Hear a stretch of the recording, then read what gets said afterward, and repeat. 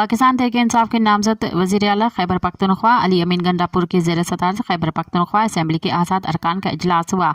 आज़ाद हैसियत में जीतने वाले 2 मुंतखब अरकान फजल हक और लायक मोहम्मद ने PTI में शमूलियत का ऐलान किया।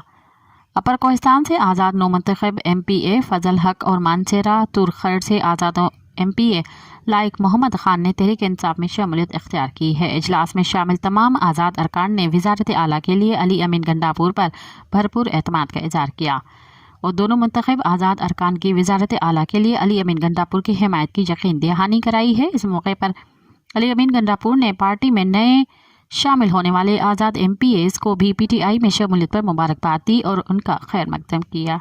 मज़ीद ख़बरन ऐं तफ़सीलात लाइ विज़िट कयो असांजी वेबसाइट www.awamiNewsHD.com ऐं ॾिसंदा रहो अवामी न्यूज़ HD।